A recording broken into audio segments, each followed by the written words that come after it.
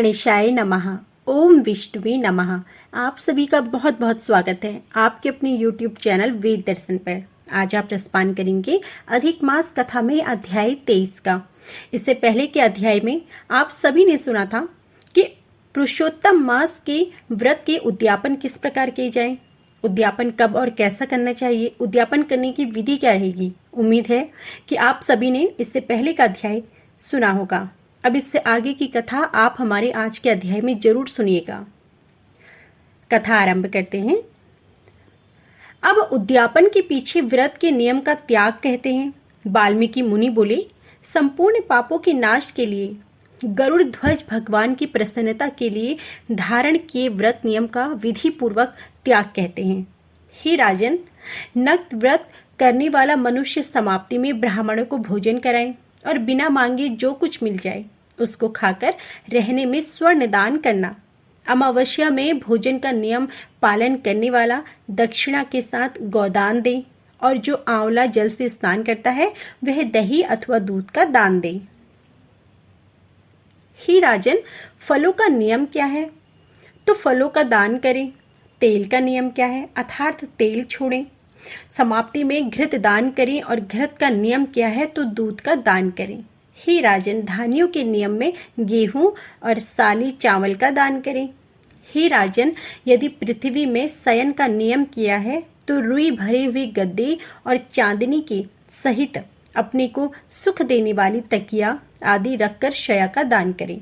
वह मनुष्य भगवान को प्रिय होता है। जो मनुष्य पत्र में भोजन करता है वह ब्राह्मणों को भोजन कराए। घृत चीनी का दान करें। मौन व्रत में स्वर्ण के सहित घंटा और तिलों का दान करें। सप्तनिक ब्राह्मण को घृत युक्त पदार्थ से भोजन कराएं। ही राजन, नख तथा केशों को धारण करने वाला बुद्धिमान दर्पण का दान करें। जूते का त्याग किया है तो जूते का दान करें। लवण के त्याग में अनेक प्रकार के रसों का दान करें। दीप त्याग किया है तो पात्र सहित दीपक का दान करें। जो मनुष्य अधिक मास में भक्ति से नियमों का पालन करता है वह सर्वदा बैकुंठ में निवास करता है। तांबे के पात्र में घृत और स्वर्ण की बत्ती रखकर दीपक का दान करें। व्रत की पूर्ति के लिए पलमात्र का ही दान दे। एकांत में वास करने वाला 8 घंटों का दान करें। वे घट स्वर्ण के हो या फिर मिट्टी के, उनको वस्त्र और स्वर्ण के टुकड़ों के सहित दें और मास के अंत में छाता जूता के साथ 30 मोदक का दान करें और भार ढोने में समर्थ बैल का दान करें। इन वस्तुओं के न मिलने पर अथवा यथोवक्त करने में असमर्थ होने पर ही राजन, संपूर्ण व्रतों की सिद्धि को देने वाला ब्राह्मणों का वचन कहा गया है। अर्थात ब्राह्मण से सुफल के मिलने पर व्रत पूर्ण हो जाता है। जो मलमास में एक अन्न का सेवन करता है वह चतुर्भुज होकर परम गति को पाता है। इस लोक में एकांत से बढ़कर दूसरा कुछ भी पवित्र नहीं है।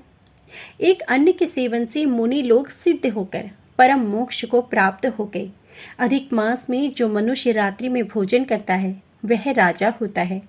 वह मनुष्य संपूर्ण कामनाओं को प्राप्त करता है, इसमें जरा भी संदेह नहीं है। देवता लोग दिन की पूर्वाह्न में भोजन करते हैं और मुनि लोग मध्याह्न में भोजन करते हैं। अपराह्न में पितृगण भोजन करते हैं, इसलिए अपने लिए भोजन का समय चतुर्थ प्रहर कहा गया है। हे नराधिप, जो सब बेला को अतिक्रमण कर चतुर्थ प्रहर में भोजन करता है, हे जनाधिप, उसके ब्रह्म हत्या आदि सभी पाप नष्ट हो जाते हैं। हे महिपाल, रात्रि में भोजन करने वाला समस्त पुण्यों से अधिक पुण्य फल का भागी होता है और वह मनुष्य प्रतिदिन अश्वमेध यज्ञ के करने का फल प्राप्त करता है। भगवान के प्रिय पुरुषोत्तम मास में उड़द का त्याग करे। वह उड़द छोड़ने वाला समस्त पापों से मुक्त होकर विष्णु लोक को जाता है। जो पात की ब्राह्मण होकर यंत्र में तिल पेरता है, हे राजन, वह ब्राह्मण तिल की संख्या के अनुसार उतने वर्ष प्रयत्न रौरव नरक में वास करता है और फिर चांडाल योनि में आता है और कुष्ठ रोग से पीड़ित होता है। जो मनुष्य शुक्ल और कृष्ण पक्ष की एकादशी तिथि में उपवास करता है वह मनुष्य चतुर्भुज होकर गरुड़ पर बैठकर वैकुंठ लोक को जाता है और वह देवताओं से पूजित तथा अप्सराओं से सेवित होता है। एकादशी व्रत करने वाला दशमी और द्वादशी के दिन एक बार भोजन करे। जो मनुष्य देव अधिदेव विष्णु भगवान के व्रत करता है वह मनुष्य स्वर्ग को जाता है। हे राजन, सर्वदा भक्ति से कुशा का मुंठा धारण करें, कुश मुट्ठी का त्याग न करें। जो मनुष्य कुशा से मल मूत्र कफ रुधिर को साफ करता है वह विष्टा में क्रमी योनि में जाकर वास करता है। कुशा अत्यंत पवित्र कहे गए हैं। बिना कुशा की क्रिया व्यर्थ कही गई है, क्योंकि कुशा के मूल भाग में ब्रह्मा और मध्य भाग में जनार्दन वास करते हैं। कुशा के अग्र भाग में महादेव वास करते हैं, इसलिए कुशा में मार्जन करें। शूद्र जमीन से कुशा को ना उखाड़ें और कपिला गौ का दूध ना पिए। हे भूपते, पलाश के पत्र में भोजन ना करें। प्रणव मंत्र का उच्चारण ना करें। यज्ञ का बचा हुआ अन्न न भोजन करें। शूद्र कुशा के आसन पर न बैठें। जनेऊ को धारण न करें और वैदिक क्रिया को ना करें। यदि विधि का त्याग कर मनमाना काम करता है तो वह शूद्र अपने पितरों के सहित नरक में डूब जाता है। 14 इंद्र तक नरक में पड़ा रहता है और फिर मुर्गा, सुकर, बानर योनि को जाता है। इसलिए शूद्र हमेशा प्रणव का त्याग करे। हे भूपीप, शूद्र ब्राह्मणों के नमस्कार करने से कष्ट हो जाता है और वह नष्ट होता है। हे महाराज, इतना करने से व्रत परिपूर्ण कहा गया है, अथवा ब्राह्मणों को दक्षिणा न देने से मनुष्य नरक के भागी होते हैं। व्रत में विघ्न होने से अंधा और कोढ़ी होता है।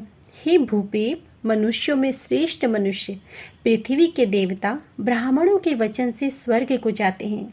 हे भूपीप, इसलिए कल्याण को चाहने वाला विद्वान मनुष्य उन ब्राह्मणों की वचनों का उल्लंघन ना करे। तो यह मैंने उत्तम कल्याण को करने वाला, पापों का नाशक, उत्तम फल को देने वाला, माधव भगवान को प्रसन्न करने वाला, मन को प्रसन्न करने वाला धर्म का रहस्य कहा। इसका नित्य पाठ करें। हे राजन, जो इसको हमेशा सुनता है अथवा पढ़ता है वह उत्तम लोक को जाता है, जहाँ पर योगीश्वर हरि भगवान वास करते हैं। तो हमारी यह थी आज की संपूर्ण अध्याय। उम्मीद है कि आपको हमारी यह अध्याय पसंद आ रहे होंगे। अधिक मास चल रहा है और स्वयं भगवान श्री कृष्ण ने अधिक मास को वरदान दिया है कि जो भी व्यक्ति इस महीने में सच्चे मन से पुण्य कर्म करेगा, पुरुषोत्तम मास की कथाएं सुनेगा, पढ़ेगा और उसकी कर्मों का उसको 3 गुना अधिक फल प्राप्त होगा और सभी पापों से उसे मुक्ति मिलती है। तो प्लीज़ थोड़ा सा समय निकालकर अधिक मास की कथाएं जरूर सुने। आपको अधिक मास की कथाओं में ही अधिक मास से संबंधित संपूर्ण जानकारी सुनने को समय पर मिलती रहेगी। और यदि आपको हमारी आज की यह वीडियो पसंद आई हो तो प्लीज़ हमारी वीडियो को लाइक कीजिएगा। चैनल पर नए हैं तो चैनल को सब्सक्राइब करके बेल आइकन जरूर दबाइए, जिससे कि आपको ऐसे ही नियम से और समय के साथ हर रोज सुबह में अधिक मास की कथाएं सुनने को मिल सके। जय श्री कृष्णा।